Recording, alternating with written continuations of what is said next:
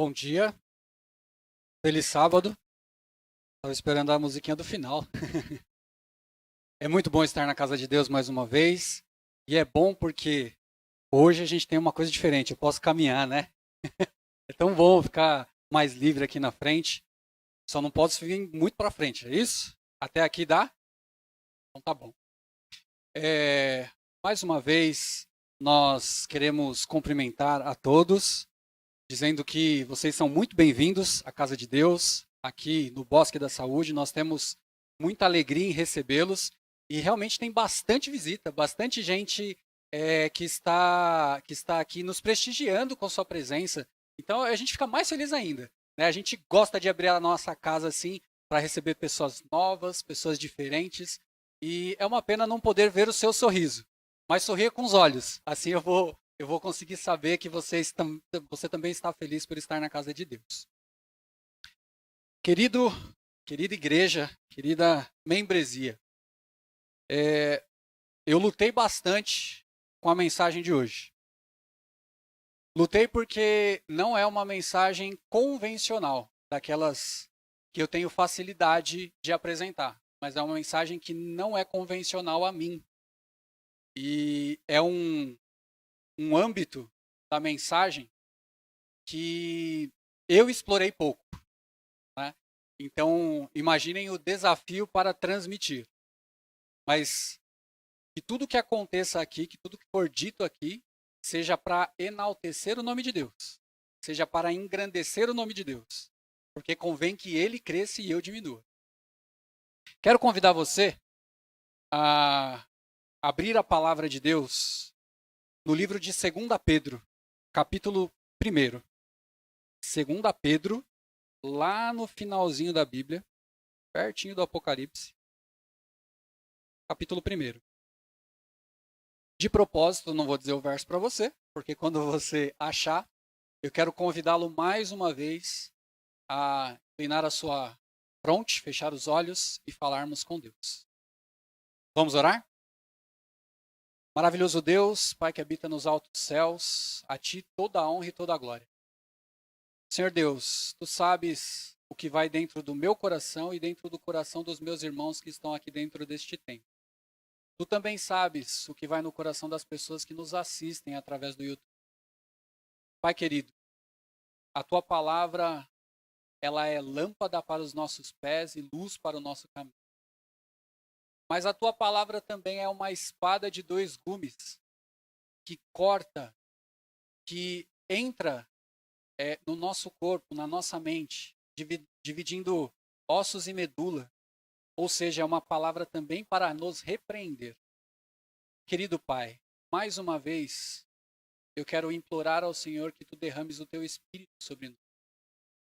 Que a mensagem que hoje nós vamos estudar, ela possa fazer sentido ao nosso coração e mente e que possa transformar a nossa vida. Eu peço perdão pelos meus pecados e peço que o Senhor me use.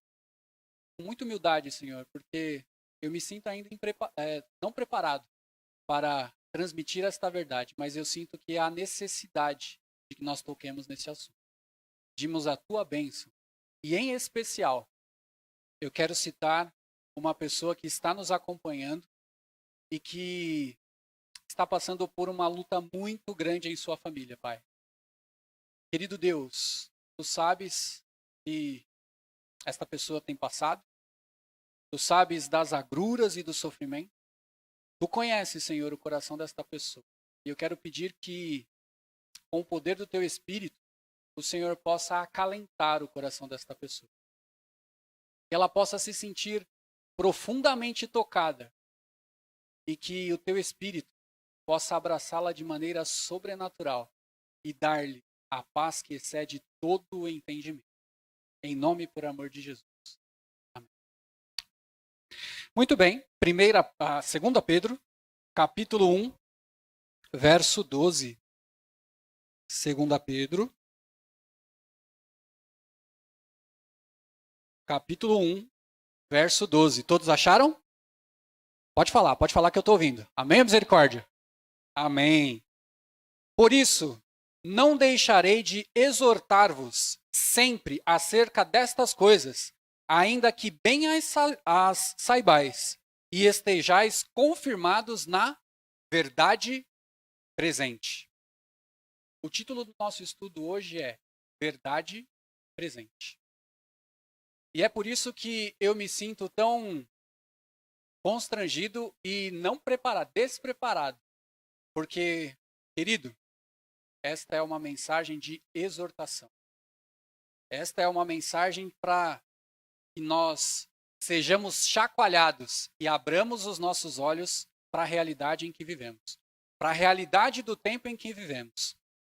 Eu queria perguntar, quantos aqui são batizados? Levanta a mão para mim. Batizado. Tudo bem. Agora, quantos não são batizados? Levanta a mão também. Tudo bem, também. Só para ter uma noção aqui e como abordar o tema. Não é novidade para ninguém que nós estamos vivendo num tempo diferente. Quando tudo isso aconteceu e começou a acontecer, nós começamos a nos preocupar mais com temas espirituais. É ou não é verdade? Quando é que na sua vida, meu querido, eu não vivi tanto tempo assim, mas dá para perceber, já não tenho cabelo, né? Quando na sua vida você imaginou que nós viveríamos como estamos vivendo hoje? Que nós passaríamos tanto tempo dentro de casa? Talvez se você tivesse imaginado, sei lá, o seu bairro, você já ia ficar... Isso é loucura da minha cabeça. Talvez se você tivesse imaginado a sua região, também seria loucura. Agora imagina só o município de São Paulo, a cidade de São Paulo. Imagina o estado de São Paulo. Não, imagina o Brasil. Não, queridos, imagina a América Latina. Não, imagina o mundo dentro de casa, durante todo esse tempo. E isso começou a saltar nos nossos olhos, ou na nossa mente, o que nós deveríamos fazer. Qual é a mensagem para nós? O que nós precisamos aprender com tudo isso? É ou não é verdade? Como adventistas, e aqui eu quero fazer um parênteses, adventista é todo aquele que aguarda a volta de Jesus. Se você aguarda a volta de Jesus, em maior ou menor grau, você é adventista. Nós, como adventistas, começamos a refletir um pouco mais. E a entender que, de fato, aquela estátua de Daniel 2, realmente a gente está ali na unhinha da estátua, né? A gente costuma dizer isso, né? A gente está na unha da estátua. Mas aí eu comecei a me perguntar, qual é a mensagem relevante para o nosso tempo? Qual é a mensagem relevante para a minha igreja? A fim de que ela abra os olhos para o momento em que nós estamos vivendo. E aí eu me deparei com esse texto de 2 Pedro, capítulo 1, verso 12. Porque todos nós já sabemos o momento em que vivemos. Já sentimos o momento em que nós estamos aí passando. Mas nós precisamos estar confirmados no quê? Na verdade presente. Pedro, ele trata aqui um conceito muito importante e que hoje vai ser aquilo que nós vamos estudar. Sem sombra de dúvidas, este momento é um momento ímpar. Mas eu quero fazer uma reflexão com vocês. Hoje de manhã eu estava pesquisando. Parece que hoje o Vladimir Putin, lá da Rússia, sancionou que a vacina vai começar a ser realizada lá na Rússia. Só que da Rússia o que se lê, o que se ouve não se escreve, né? Não pode confiar em tudo que vem de lá. Mas, na terça-feira, o Reino Unido vai começar a usar uma vacina que já foi testada e tem um bom resultado dessa vacina. 2 dias depois, na quinta-feira que vem, os Estados Unidos vai começar a vacinar o seu povo.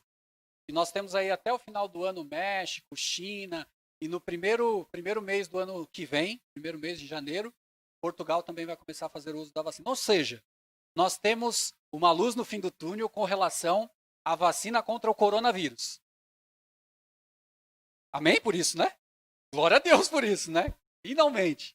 Mas sabe, várias crises já se abateram neste mundo. Como essa, na minha vida, nunca vi. Mas A história nos conta de várias crises. E várias crises foram superadas, né? A gripe espanhola, mais recentemente, mas não com tanto impacto, a gripe suína, a gripe aviária, tantas outras coisas. E aí as coisas vão caminhando, o tempo vai andando, a tecnologia vai avançando e aí nós conseguimos superar isso. Mas fato é que os tempos em que vivemos são tempos diferentes. Independente da crise que esteja se abatendo sobre nós, e por mais que a vacina já esteja começando aí a dar certo e a ser distribuída, a verdade é que continuamos num tempo sui generis da nossa história. Num tempo muito diferente. E a gente não pode deixar adormecer na nossa mente essa realidade. Nós estamos vivendo num tempo diferente. A palavra de Deus nos diz em Amós 3, verso 7, você não precisa abrir, mas eu quero recitar, que Deus não faz coisa alguma sem primeiro revelar os seus segredos aos seus servos, os profetas. Deus não faz nada em segredo, sem antes revelar os seus mistérios aos seus servos profetas.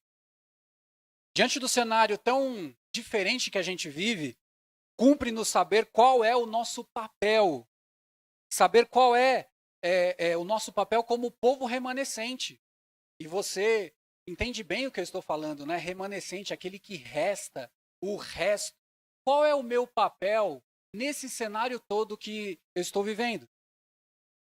Para que a gente entenda qual é o nosso papel, a gente precisa entender também o conceito importantíssimo da verdade presente. E uma pergunta, quero que vocês me ajudem. O que é verdade presente?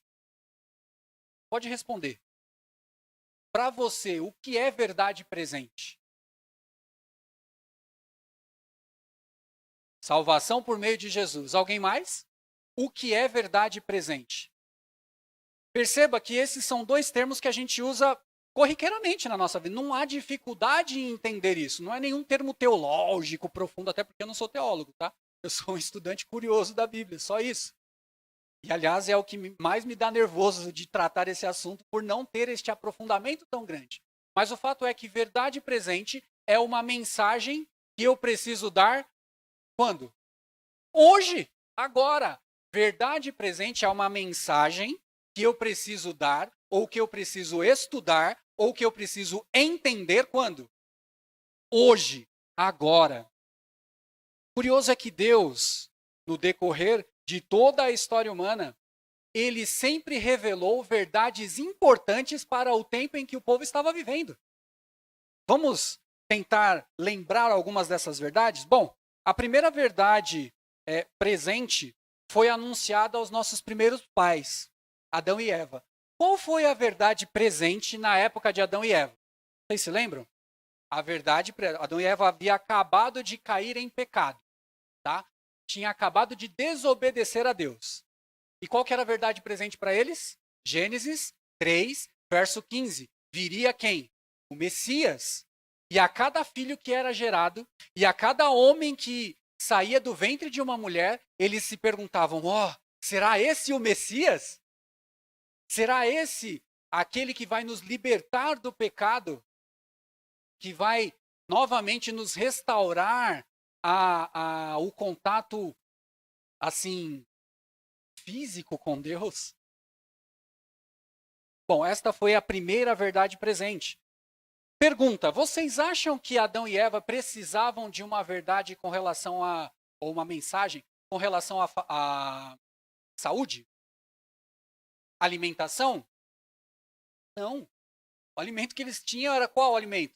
O alimento do Éden. Eles não precisavam de uma mensagem sobre alimentação. Por quê? A verdade presente era, o Messias virá, pisará a cabeça da serpente e a esmagará. Esta era a verdade presente para o tempo dos nossos primeiros pais. Caminhando um pouco na história humana e avançando, nós chegamos ao tempo de Noé. Sim, Noé, aquele da arca. Qual era a verdade presente para o tempo de Noé? É fácil, hein? Qual que era? o dilúvio, vai haver chuva.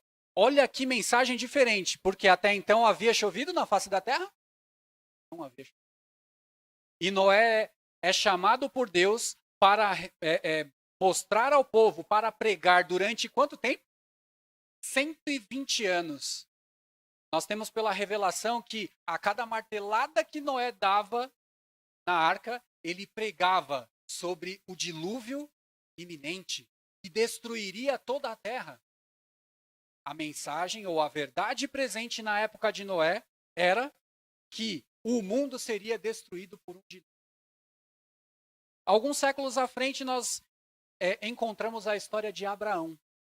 Qual era a verdade presente na época de Abraão?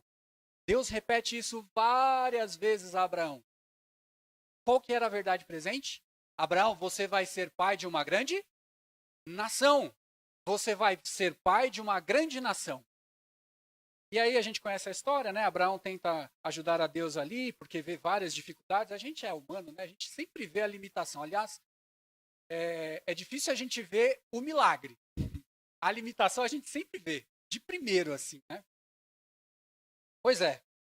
Só que esta mensagem se cumpriu, esta promessa de que Abraão seria uma grande nação se cumpriu, a gente sabe, pelo relato bíblico.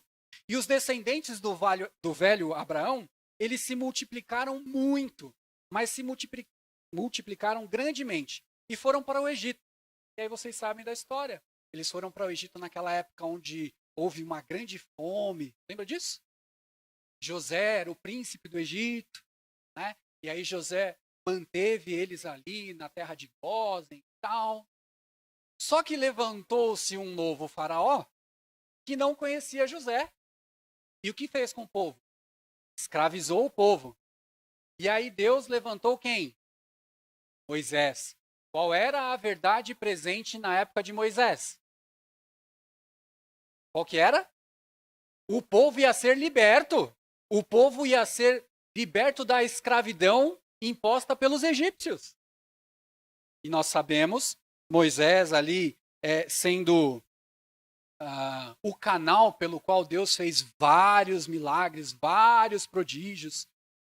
Perceba que há sempre uma mensagem urgente e de preparo antes de algum ato grandioso de Deus. Quem faz o estudo Reavivados por Sua Palavra, né? Quem acompanha o Reavivados por Sua Palavra, tem lido o livro de Jeremias.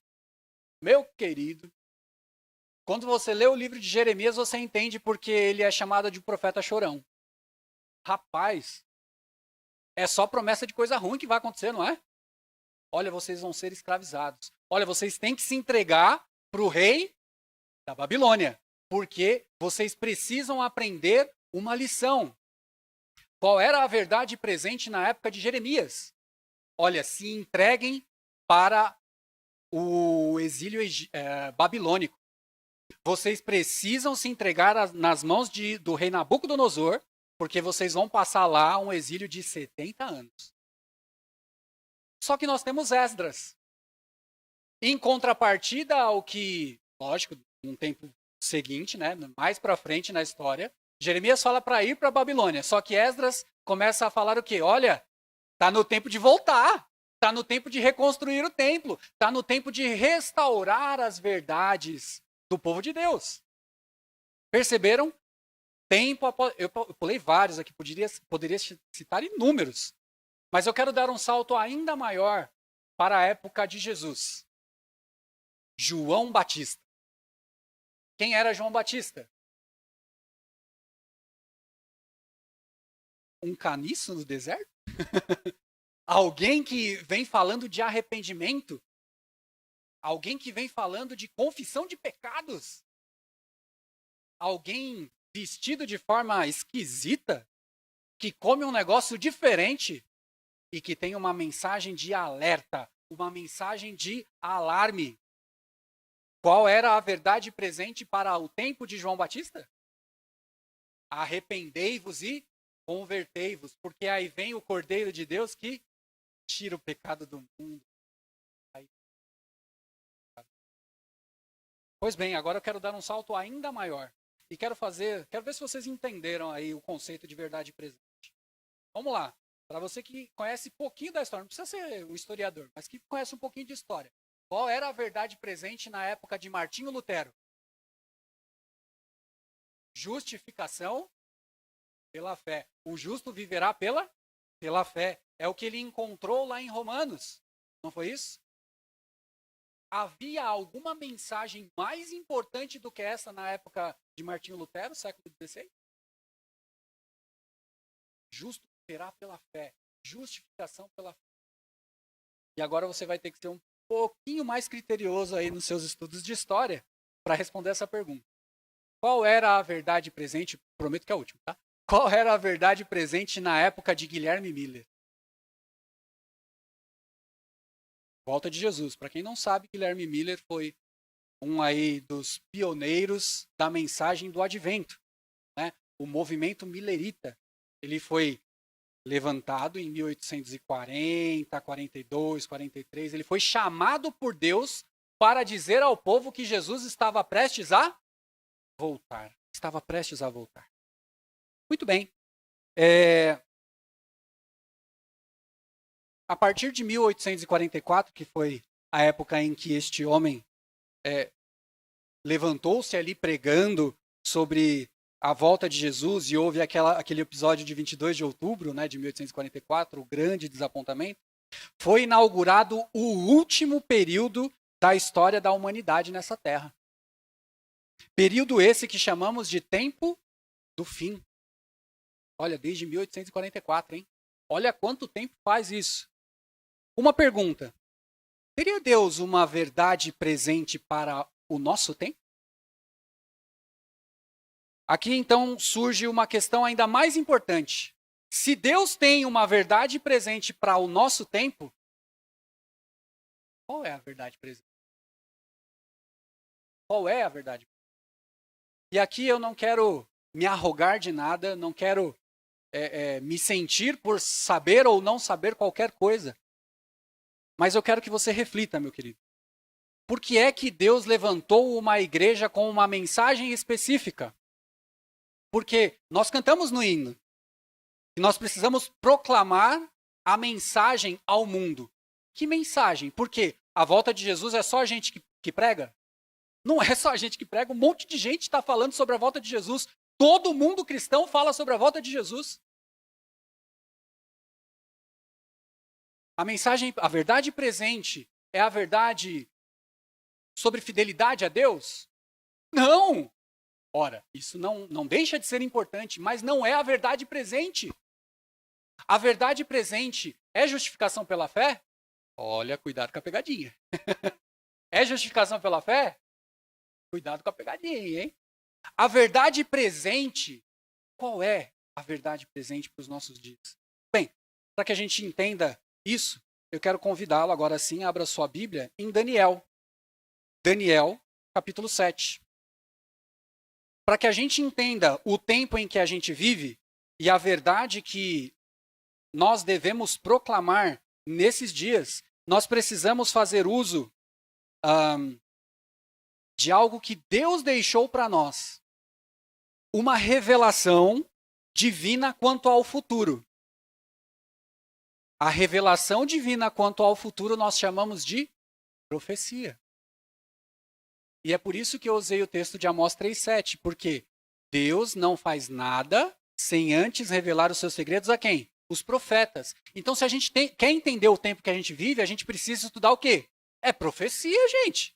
A gente precisa entender essas profecias, porque isso está revelado para a gente. Não é uma coisa fácil, não é uma coisa simples, mas se a gente vai devagarinho, a gente vai conseguir chegar lá. Vamos lá, Daniel capítulo 7. Acompanhe comigo. E você que está em casa, por favor, pegue uma Bíblia ou acesse aí no seu aplicativo, no seu smartphone, porque é importante que a gente leia a palavra de Deus. A gente precisa ler mais esta palavra, que é uma palavra tão importante para os nossos dias. Daniel, capítulo 7. Acompanhe comigo a partir do verso 1. Diz assim: No primeiro ano de Belsazar, rei da Babilônia, teve Daniel um sonho e visões ante seus olhos, quando estava no seu leito. Escreveu logo o sonho e relatou a suma de todas as coisas. Falou Daniel e disse: Eu estava olhando durante a minha visão da noite, e eis que 4 ventos do céu agitavam o mar grande. 4 animais grandes, verso 3 diz isso. 4 animais grandes, diferentes uns dos outros, subiam do mar. E aí é que começa a atrapalhada, né? Porque a gente lendo isso daqui, a gente fica meio atordoado, né? Uns animais diferentes. Mas vamos com calma que a gente vai chegar lá. Venha comigo. Diz assim, ó, verso 4. O primeiro era como leão e tinha asas de águia. Aí já começa a confundir um pouco. Você tem que ter a mente um pouco de criança para imaginar isso. Mas vamos lá. O primeiro é um leão que tinha asas de águia. Enquanto eu olhava, foram-lhe arrancadas as asas e foi levantado da terra e posto em 2 pés, como homem, e lhe foi dada a mente de homem. Continuei olhando e eis aqui o segundo animal, semelhante a um urso, o qual se levantou sobre um dos seus lados. Na boca, entre os dentes, trazia 3 costelas, e lhe diziam: Levanta-te, devora muita carne. Verso 6. Depois disso, continuei olhando, e eis aqui outro semelhante a um leopardo. E tinha nas costas 4 asas de ave. Tinha também este animal 4 cabeças, e foi-lhe dado domínio. Verso 7. Depois disso, eu continuava olhando nas visões da noite, e eis aqui o 4º animal, terrível, e espantoso e sobremodo forte, o qual tinha grandes dentes de ferro. Ele devorava e fazia em pedaços e pisava aos pés o que sobejava. Era diferente de todos os animais que apareceram antes dele, e tinha 10 chifres. E aí o último verso que a gente vai ler desse trecho aqui agora, diz assim: Estando eu a observar os chifres, eis que entre eles subiu outro pequeno, diante do qual 3 dos primeiros chifres foram arrancados. E eis que neste chifre havia olhos, como os olhos de homem, e uma boca que falava com insolência. Bom, se você não está habituado ao texto profético, você ficou um pouco perdido, né? Eu sei disso, porque eu também fico perdido às vezes que leio assim rapidamente. Mas com calma a gente vai destrinchando isso, a gente não vai falar com maior profundidade sobre esse tema hoje, mas eu queria lembrá-los que nós estamos em busca de qual é a verdade presente, qual é a mensagem que nós precisamos pregar nos dias de hoje. E nós lemos isso para entender qual é o momento profético no qual nós estamos. Ok? Perfeito. Daniel capítulo 7, então, mostra 4 animais diferentes, terríveis. Um leão com asas de águia. Um urso com uma costela na boca, 3 costelas na boca. Um leopardo com asas também de ave, né? E um animal terrível. Bom, não é difícil de você encontrar nas enciclopédias e na história humana, sem ser a história bíblica aqui, né? O que eu vou dizer agora. Mas se você quiser fazer uma pesquisa por você mesmo, na sua casinha, e confirmar aquilo que eu estou dizendo, aliás, você deveria fazer isso. Confirmar aquilo que eu vou dizer aqui, porque a gente não vai ter tempo de esmiuçar e provar um por um, mas é bem fácil. Na minha época de estudante, tinha um negócio chamado Barça. Quem conhece Barça aqui? Conhece Barça. Quem tinha a Barça era top. Que era caro pra chuchu. Não era? E não tinha, assim, como comprar. Eu não tinha como comprar, né? Na época. E era difícil a gente achar alguns temas e tal, porque aí você tinha que ou se deslocar para a biblioteca ou ir na casa de um amigo que tinha e ficar lá e tal, mas aí você não tem a comodidade de ficar pesquisando. Mas hoje nós temos uma enciclopédia atualizadíssima. A gente precisa tomar cuidado com ela, mas ela é atualizada a cada segundo. Então, se você duvidar de alguma coisa ou quiser pesquisar com um pouco mais de profundidade aquilo que eu vou dizer aqui, quando chegar na sua casinha, você abre o Google e digita assim, ó, Impérios na Antiguidade. Impérios na Antiguidade. vai aparecer no primeiro link que você tiver lá, você clica lá. E você vai ler cada um desses impérios aqui. Pode ser que esteja com uma ordem um pouquinho diferente, dado a colocação histórica daquele articulista. Pode ser que ele coloque alguns outros impérios aí no meio, mas você vai achar pelo menos esses 4 que eu vou citar aqui, você vai achar lá, certamente. Combinado? Vamos lá. O que representam esses 4 animais que nós acabamos de ler aqui na profecia? Muito bem. O primeiro animal, se você voltar no livro de Daniel, lá no capítulo 2, você vai ver que o rei Nabucodonosor também teve um sonho com uma estátua. E aquela estátua representava a sucessão de impérios na história da humanidade. Aí Daniel, no capítulo 7, tem um sonho com animais que está em paralelo com aquela primeira visão de Nabucodonosor. E naquela visão de Nabucodonosor, naquele sonho de Nabucodonosor, nós entendemos que, aliás, no sonho de Daniel, desculpe, nós entendemos que o leão com asas de águia representa qual império? Qual império? Vamos lá, com força. Qual império? Babilônia. O primeiro império que a Bíblia está fazendo menção aqui era o império que Daniel vivia.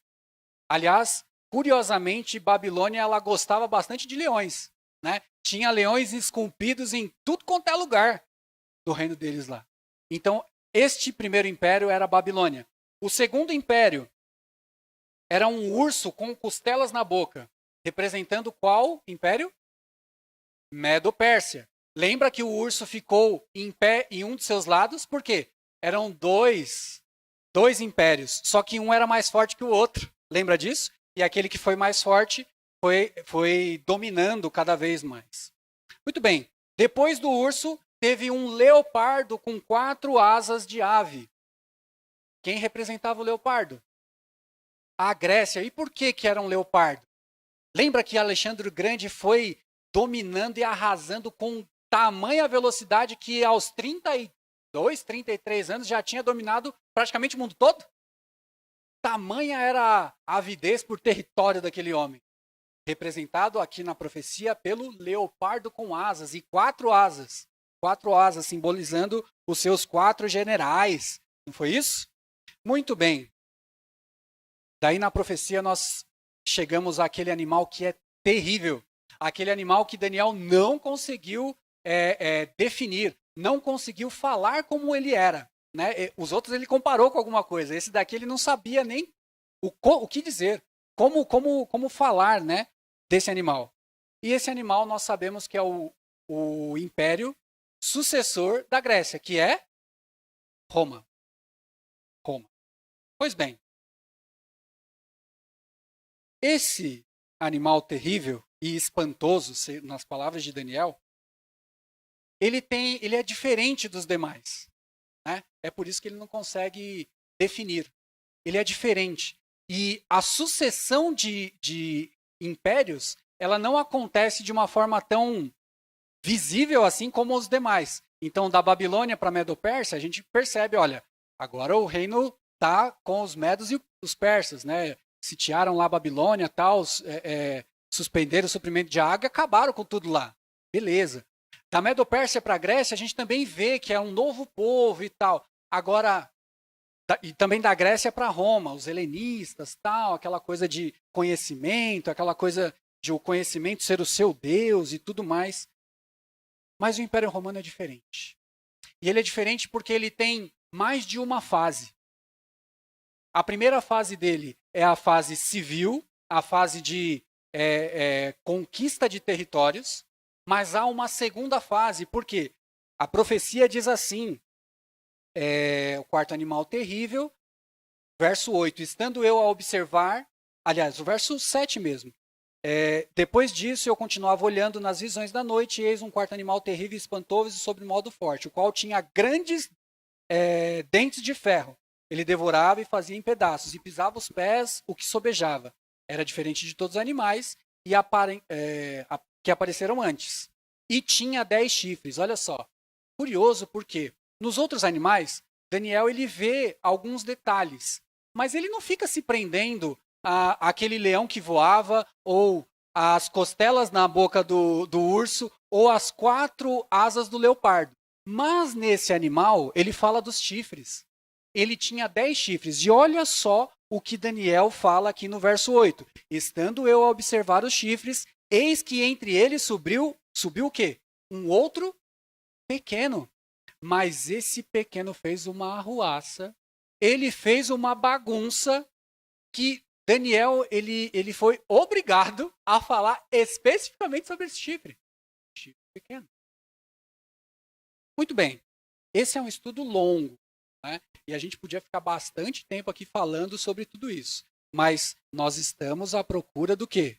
A verdade presente. E aí eu queria pedir para os meus colegas colocarem aqui na tela a apresentação. Lá no primeiro, tá? E aí tá no último. Para que a gente tivesse uma noção aí do que está acontecendo. Ih, ficou muito... Bom, acho que dá para ver. Do que está acontecendo no capítulo 7 de Daniel. E aí, antes disso, eu queria chamar você para ler os versos 9 e 10. Acompanhe comigo a leitura. Daniel 7, 9 e 10. Continuei olhando até que foram postos uns tronos, e o ancião de dias se assentou. Sua veste era branca como a neve, e os cabelos da cabeça como pura lã. O seu trono eram chamas de fogo, e suas rodas eram fogo ardente. Um rio de fogo manava e saía de diante dele. Milhares de milhares o serviam, e miríades de miríades estavam diante dele. Olha o que diz agora. Assentou-se o tribunal e se abriram os livros. Que cena é essa que nós acabamos de ler aqui? A cena de um juízo. Então, se você esqueceu tudo isso que eu falei até agora, que é importante, depois você consegue na internet. Mas agora está funcionando, viu, gente? Agora você precisa prestar ainda mais atenção. Porque a gente está chegando lá no que é ou qual é a verdade presente que nós precisamos proclamar. Pois bem, antes de seguirmos, eu queria novamente clamar a Deus que nos dê sabedoria. Vamos fazer mais uma oração, por favor? Vamos lá. Maravilhoso Deus, nós chegamos até aqui no estudo da Tua Palavra e precisamos demais, Senhor, que Tu abras a nossa mente para a compreensão daquilo que nós vamos estudar. Pedimos o Espírito Santo no nome santo de Jesus. Amém. Muito bem. Em que lugar acontece esse juízo? Nós vimos a sucessão dos impérios mundiais. Nós vimos que o último império era diferente. Ele tinha um cunho civil inicialmente, mas depois ele mudou o seu cunho, né? Ele mudou a sua estratégia. E depois que o chifre pequeno começa a fazer aquela arruaça que nós lemos, nós temos aqui nos versos 9 e 10 que foi armada uma cena de juízo. Pergunta: aonde esse juízo acontece? No céu, né? Mas aonde especificamente esse juízo acontece no céu? Aonde? Ixi, eu não estou conseguindo entender. No santuário? Quem disse isso para vocês? Hã? Assentou-se, mas está falando alguma coisa de santuário aí? Ancião de dias. O que ancião de dias tem que ver com santuário? Ah, é? Mas está dizendo isso aqui no capítulo 7 de Daniel? Não está dizendo no capítulo 7 de Daniel. Não está. Isso é uma pegadinha. Para que a gente entenda aonde esse juízo está acontecendo, a gente precisa ir num livro que, paralelo a Daniel e que dá mais profundidade àquilo que Daniel não compreendeu, a sua mente não chegou, nos dá os detalhes. Qual é esse livro? Apocalipse. Muito bem. Então, abra a sua Bíblia em Apocalipse no capítulo 11. E aí sim a gente vai entender algumas coisas daquilo que Daniel estava vendo aqui no capítulo 7. Apocalipse, Capítulo 11.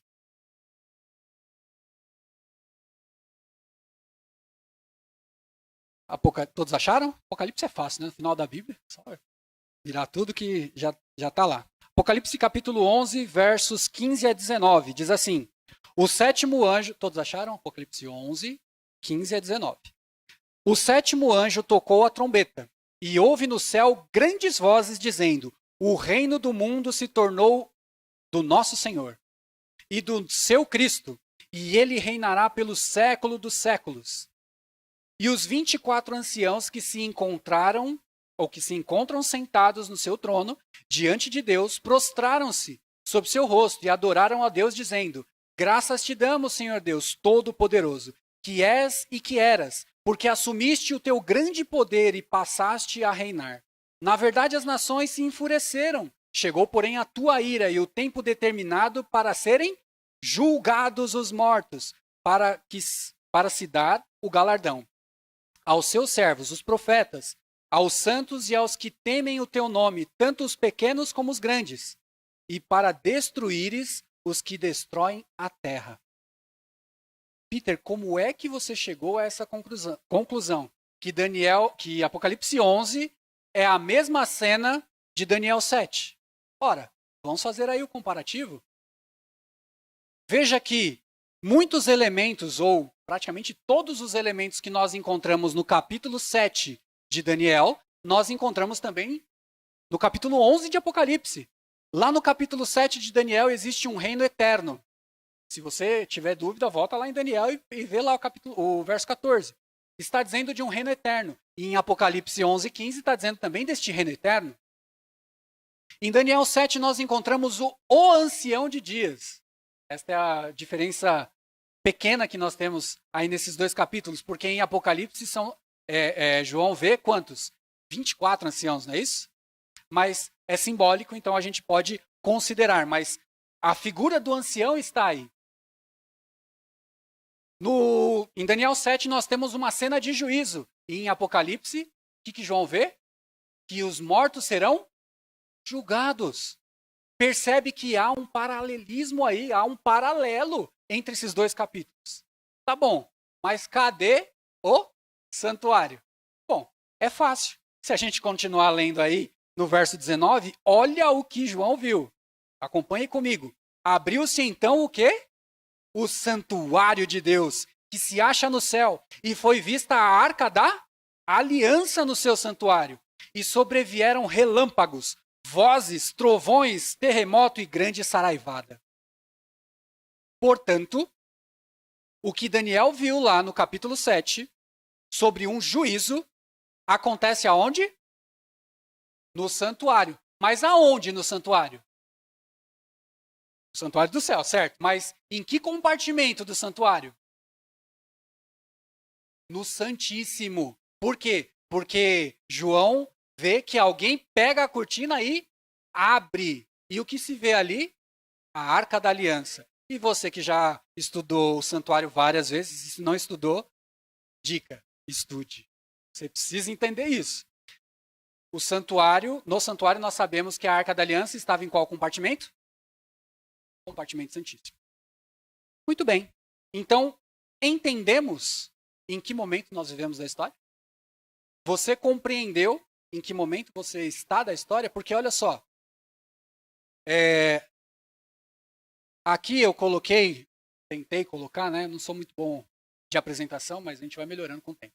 Uma linha do tempo para que a gente entenda em que momento que a gente está vivendo. O primeiro momento aqui, que nós lemos lá em Daniel 7, é o momento do leão, ou da Babilônia. E aqui embaixo eu coloquei fonte histórica, o período que durou este império da Babilônia. Está dando para ver aí? Então, perceba que Babilônia durou de 605 a 538 a.C. Depois de Babilônia surgiu um outro império. Qual império é? Medo-Pérsia. E a Medo-Pérsia durou de 538 a 331 depois de Cristo. Depois disso houve um terceiro império. Qual império era esse? Grécia. E Grécia durou de 331 a.C. a 168 a.C. Isso tudo antes de Cristo. Olha só isso, hein? Depois nós temos um quarto animal, um animal terrível. E esse animal terrível, ele levanta-se em 168 a.C. e vai até 476 depois de Cristo. É o maior império. É o maior reino que nós temos aqui. Este animal terrível representava a Roma civil, a Roma pagã. Só que nós temos ainda, e aí quando Daniel vê aqueles 10 chifres, nós temos a Roma dividida. São aquelas 10 tribos bárbaras, né, da antiguidade, que vieram a originar hoje os países da Europa. Ostrogodos, visigodos, érulos, vândalos, todos esses daí, burgúndios, todos esses daí estão representados aqui na profecia pelos 10 chifres. Só que Daniel fala que viu um chifre pequeno. E esse chifre pequeno fez cair todos aqueles outros chifres lá, ou vários daqueles outros chifres lá. E aqui nós temos representada Roma que não é mais pagã, Roma cristã, entre aspas, né? E essa Roma cristã, ela vai de 538 a 1798, depois de Cristo. Pergunta, o que aconteceu em 1798? Quem lembra? Tempo. A história conta que em 1798 houve um papa chamado Pio VI, né? Pio VI, eu acho que era Pio VI. Este papa foi preso por um general de Napoleão Bonaparte, chamado Berthier. E aqui nós temos a queda ou a quebra momentânea deste chifre pequeno. E se você notar, a profecia de Daniel aqui, ela não traz nenhum outro reino depois desse daqui, a não ser o reino eterno. Então eu quero sugerir para você que de 1798 para cá, em algum momento, este cenário de juízo foi armado. O palco do cenário deste juízo foi armado de 1798 para cá. Quando foi armado essa cena de juízo? Nós sabemos, pelo tempo profético das 2.300 tardes e manhãs, este também é um outro estudo que demandaria mais tempo, mas você fica convidado a estudar por si mesmo, ou se tiver alguma dúvida, nós temos aí pessoas bem orientadas que podem te ajudar. Mas o ano de 1844 é o ano específico da montagem, digamos assim, desta cena de juízo. O momento em que Jesus passa do lugar santo para o lugar santíssimo. Ok. O detalhe maior do capítulo 11 de Apocalipse está neste verso 19, que fala do santuário. Em resumo, nós vimos que Deus revelou aos seus servos, os profetas, detalhes da sucessão dos impérios, para que os seus seguidores, atentos e estudiosos da sua palavra, não ficassem à deriva. Imagina, gente, se Deus não tivesse dado profecia nenhuma, olha quanto tempo passou da história humana. E aí a gente já está se perguntando, mas nossa, Jesus está demorando para voltar, né? A gente não ia entender o tempo que a gente vive. E mais, né? De 1798 para cá também tem um caminhão de tempo já, né? Tempo para chuchu. E ainda, né? O que está acontecendo, né? O que está acontecendo neste momento? O mais elementar que precisamos considerar é que um adventista sério compreende de forma precisa a realidade em que nós vivemos. Se você é adventista sério, você compreende. Não preciso nem falar o resto, né? Nossa interpretação de mundo, ou como disseram aqui a Tânia e o Wagner, a nossa cosmovisão, né? A nossa cosmovisão passa pelas lentes do santuário celestial, do juízo investigativo e de que Jesus está no lugar santíssimo do santuário. Todo adventista que não tem um conceito correto sobre essas realidades, santuário celestial, a Arca da Aliança, o lugar santíssimo, está perdido no tempo. E distante de uma compreensão da nossa missão. Porque esta igreja não é uma comunidade cristã, não é um agrupamento de crente, gente. Esta igreja tem uma missão. Ela é mais do que isso. E qual é esta missão? levar a verdade presente. Mas até agora a gente não chegou nessa verdade presente, né? Tô ficando meio bravo já. Muito bem. Qual que é a verdade presente? Agora você abre em Apocalipse 14 e lá você vai encontrar a verdade presente. Apocalipse 14, a partir do verso 6. Olha o que diz aí. Apocalipse 14, a partir do verso 6. Vi outro anjo voando pelo meio do céu, tendo o evangelho eterno para proclamar a cada tribo, língua, nação e povo, dizendo que, com grande voz, temei a Deus e dai-lhe glória, pois é vinda a hora do seu juízo, e adorai aquele que fez o céu, a terra, o mar e as fontes das águas. Seguiu-se outro anjo, porque a mensagem, a verdade presente, não é só a primeira mensagem, como a gente está acostumado, mas também é a segunda e a terceira, que diz assim: seguiu-se outro anjo, o segundo, dizendo: caiu, caiu a grande Babilônia, que tem dado a beber a todas as nações do vinho da fúria da sua prostituição. Seguiu-se a estes outro anjo, o terceiro, dizendo em grande voz: se alguém adora a besta e a sua imagem, e recebe a sua marca na fronte ou na mão, também esse beberá do vinho da cólera de Deus, preparado sem mistura, do cálice de sua ira, e será atormentado com fogo e enxofre diante de todos os santos, anjos, e na presença do Cordeiro. A fumaça do seu tormento sobe pelos séculos dos séculos, e não tem descanso algum, nem de dia nem de noite, os adoradores da besta e de sua imagem, e quem quer que receba a marca do seu nome. Nossas palavras fortes, né?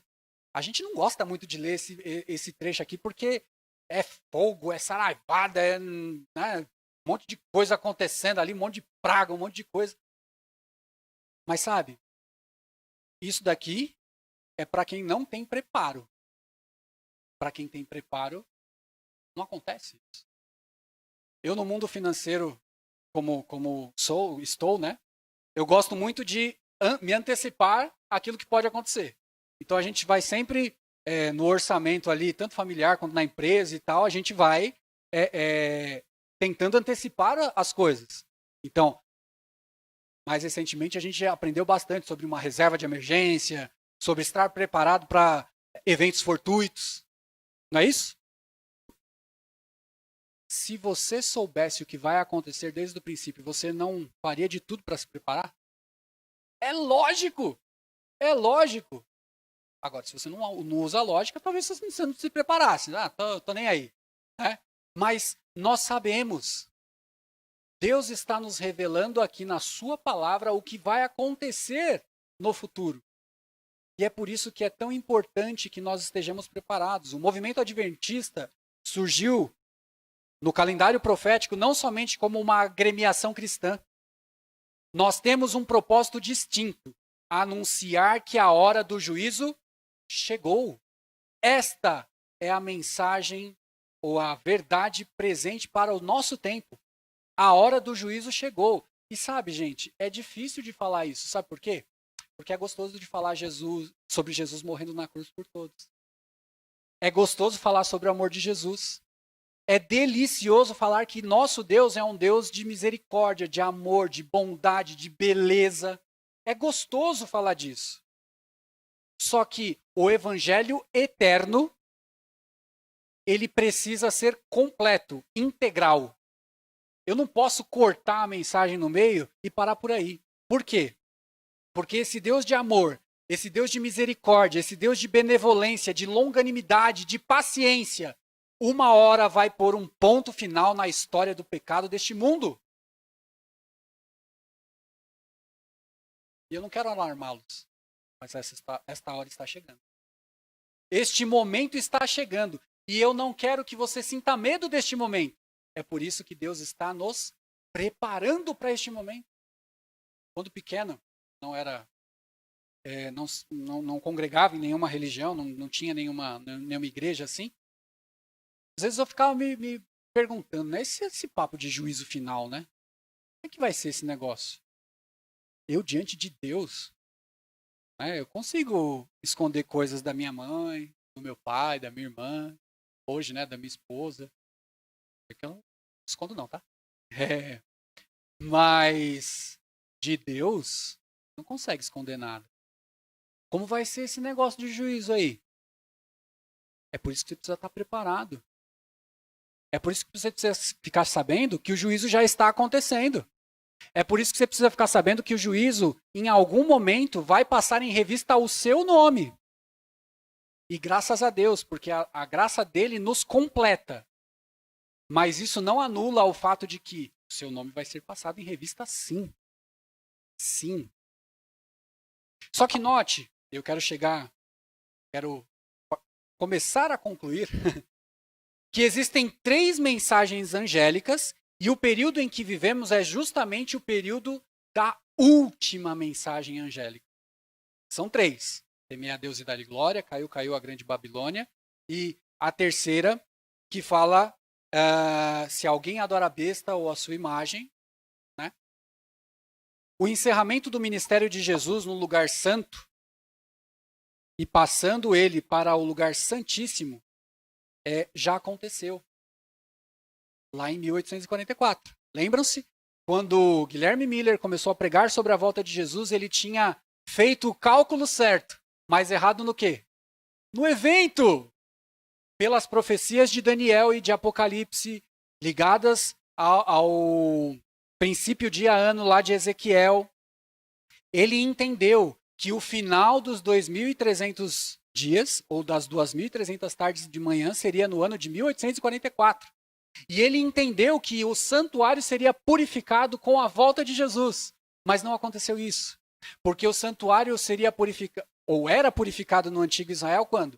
Quando no Yom Kippur, no dia 10 do 7º mês, o sumo sacerdote entrava no lugar santíssimo. Não era isso que acontecia? Então, pouco tempo depois do grande desapontamento de 1844, se você não sabe sobre isso, pesquise. E nós estamos, assim, ao dispor para falar sobre isso, tá bom? Depois, de repente, particularmente, porque é um tema difícil mesmo e a gente não tem tempo para tratar de tudo.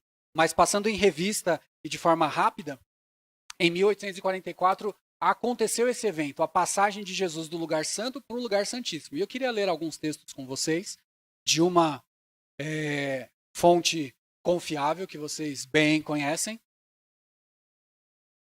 Primeiros Escritos, página 254.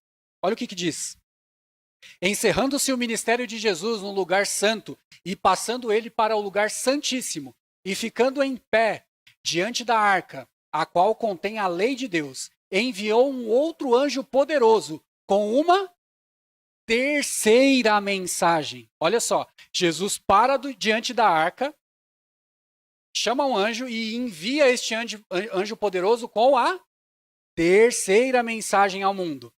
Um pergaminho foi posto na mão do anjo e descendo ele à terra, eu vou trocar aqui de fonte porque senão eu não consigo ler lá atrás. Terceiro anjo, esta mensagem, aqui.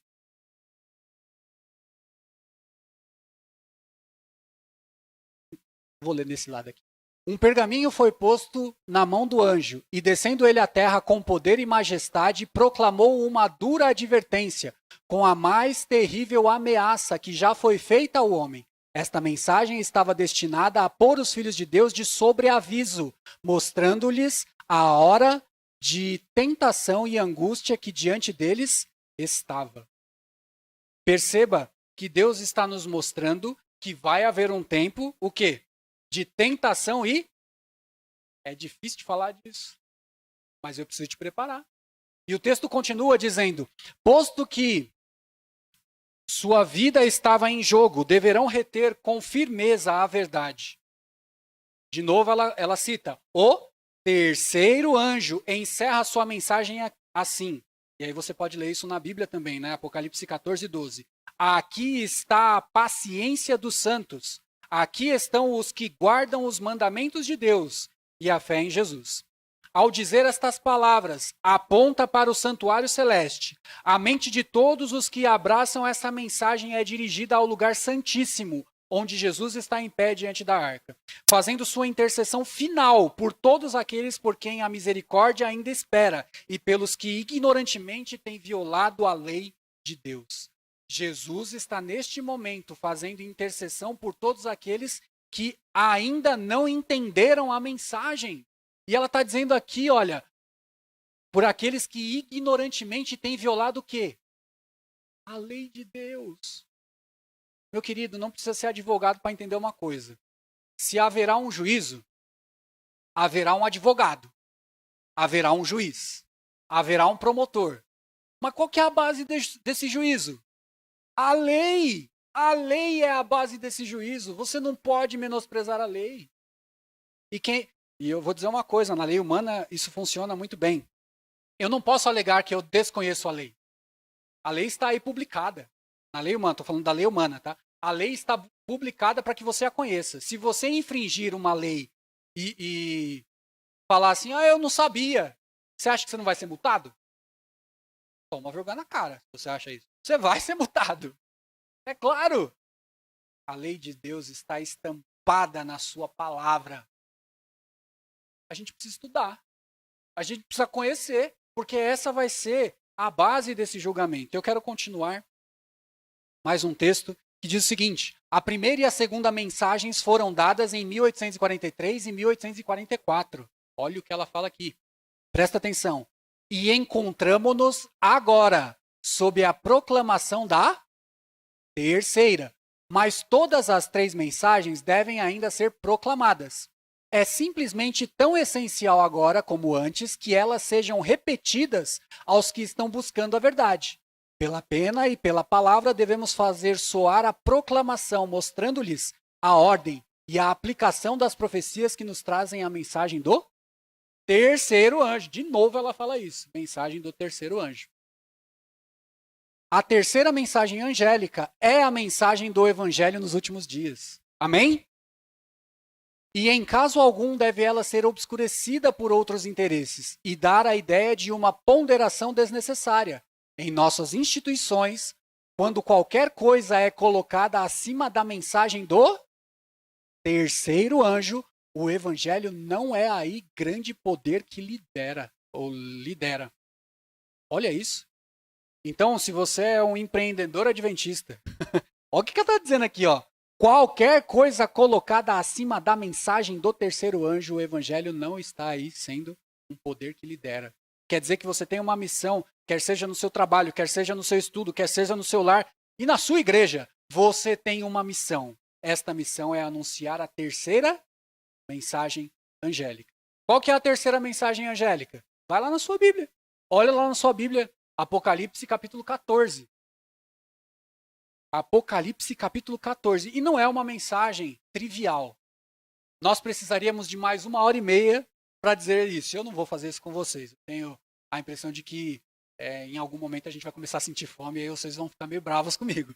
Mas esta mensagem é a mensagem do terceiro anjo do Apocalipse no capítulo 14, a partir do verso 9. Aí eu quero, para não deixar uma coisa muito vaga, fazer uma reflexão simples com vocês. Quando o anjo ele entra, ou João está vendo em sua visão, o anjo puxa o véu e João vê o quê? A arca da aliança, certo? Então a gente está falando do lugar santíssimo. O que existia dentro da arca da aliança? A lei de Deus, um vaso com maná, a vara de Arão. Três coisas. Quero falar primeiro do maná. O que simbolizava o maná? Aquele era o pão que Deus enviou para o povo de Israel no momento de peregrinação no Egito, no deserto, certo? Deus estava sustentando aquele povo. Pergunta, aquele pão fazia mal? Aquele pão era gorduroso? Ou era um pão cheio de açúcar? Era, como a gente viu aqui na Escola Sabatina, que faz mal? Esta é uma aplicação particular, tá, gente? Passível, portanto, de revisão. Talvez a gente não tenha toda a luz ainda sobre esta terceira mensagem angélica, mas eu queria sugerir que você pense no maná como um alerta quanto à nossa alimentação. Alimentação. Não é tempo de ficar comendo qualquer coisa por aí. Por quê? Porque um corpo saudável vai te dar o quê? Uma mente saudável. E uma mente saudável vai te proporcionar um entendimento daquilo que Deus quer te revelar. É tempo da gente ficar brigando com certos tipos de bebidas, com certos tipos de alimentos, com certos tipos de coisas que são triviais e irrelevantes para a nossa alimentação. O povo de Israel chamou aquele pão do quê? Pão vil. Eu estou enjoado de comer isso. E aí quando você fala para a pessoa que você não come certo tipo de coisa, mas você come o quê então? Tem tantas outras coisas para comer, mas eu te digo uma coisa. Se tivesse só uma coisa que Deus tivesse dado para a gente comer, a gente ia comer aquilo, gente. Porque é aquilo lá que vai nos dar sustância e entendimento para saber o que a gente precisa fazer.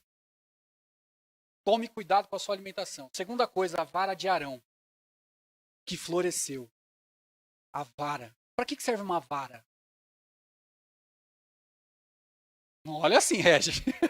Para que serve uma vara? Ouro come, não come? Para ensinar, para guiar, para orientar. Hoje em dia nós não temos uma educação, e é por isso que a gente está tratando na lição da escola sabatina. Nós não temos uma educação pura. Muitas coisas que são ensinadas por aí, pela dita ciência, vão de encontro ao que é revelado pela palavra de Deus. Nós precisamos tomar cuidado com o quê? Com a educação. Educação e ciência. Educação e ciência. Nós devemos simplesmente não ter contato com isso? Não estou dizendo isso. Todos nós precisamos, né, entender e tal, mas toma cuidado, porque muita gente tem enveredado por caminhos aí que não são os caminhos da palavra de Deus. E por último, nós temos dentro da Arca da Aliança o quê? As 2 tábuas com os mandamentos, os 10 mandamentos. E não eram 2 tábuas de madeira, porque madeira às vezes apodrece, empena, envelhece e tal, e não ia sobreviver ao tempo. Mas 2 pedras do quê? Aliás, 2 tábuas do quê?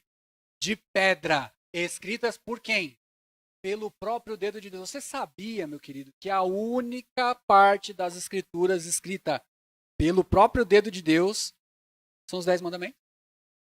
Também tem aquele mene tekel, né, da parede, que a gente entende que foi alguém ou o próprio Jesus. Mas eu estou dizendo, na Bíblia, nós temos as tábuas dos 10 mandamentos escritos pela mão do próprio Deus. Esta lei que é tão menosprezada, esta lei que é tão... não estou nem aí. Que não é conhecida. Faça uma reflexão aí. Você conhece os 10 mandamentos aí? Sabe quais são os 10 mandamentos? Olha, lê a sua Bíblia. Deus é didático e demonstra lições espirituais de maneira que compreendamos aquilo que Ele quer nos ensinar. Todas essas aplicações, como eu disse, são aplicações particulares. Tá? Mas eu acho que cabem bem para a realidade em que vivemos. A mensagem do terceiro anjo ela é muito ampla, muito profunda, mas o que a gente pode explorar dela hoje, que ainda dá um pouquinho de tempo, tem a ver com alimentação saudável. Eu quero colocar isso na tela. Tem a ver com... Tá passando, gente. Podem passar aí para mim?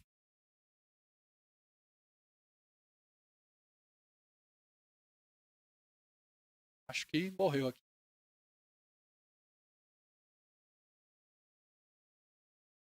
Tem a ver com reforma de saúde, educação verdadeira, justificação pela fé, e aí envolvendo a lei, e perpetuidade da lei de Deus. O estudo foi intenso, eu sei que às vezes é cansativo a gente ficar tanto tempo ouvindo assim uma pessoa, mas eu queria abrir os olhos de vocês para essa realidade. A gente precisa, por demais, entender a mensagem do terceiro anjo, lá de Apocalipse 14, versos 9 a 12.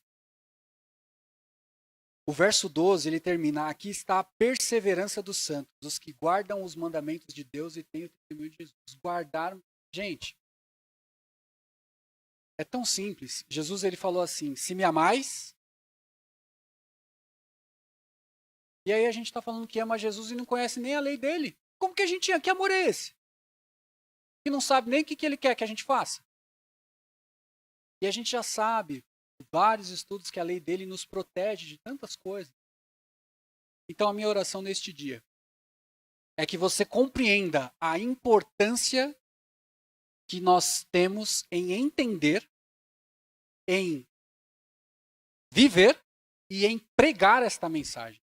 E por último, eu quero ler esse texto do Grande Conflito, um antes, tá, gente? Um antes desse daí. Slide.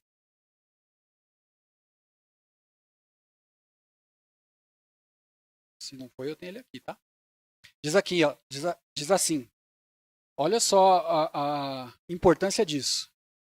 Se todos os que trabalharam unidos na obra de 1844 tivessem recebido a mensagem do terceiro anjo, proclamando-a no poder do Espírito Santo, o Senhor teria o quê?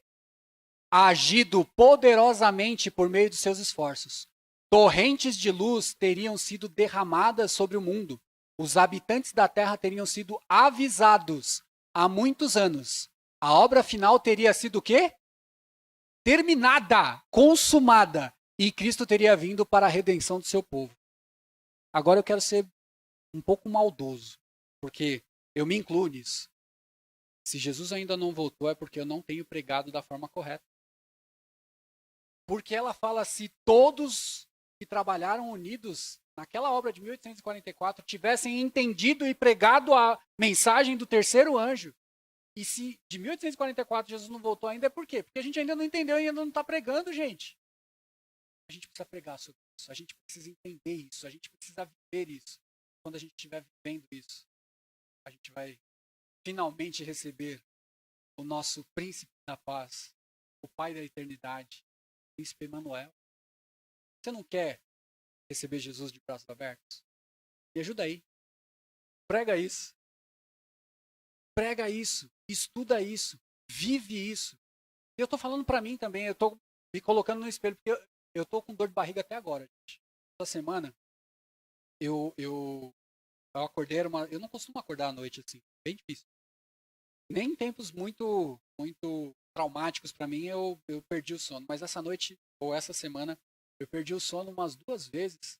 E eu fiquei pensando nessa mensagem. E fiquei pensando, Senhor, me perdoa.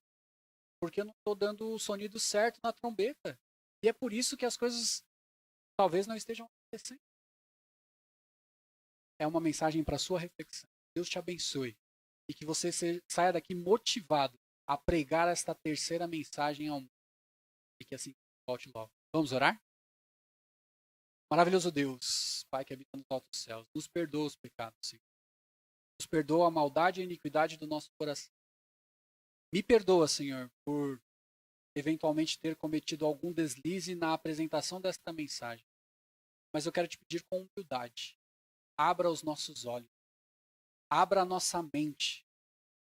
Visita-nos individualmente.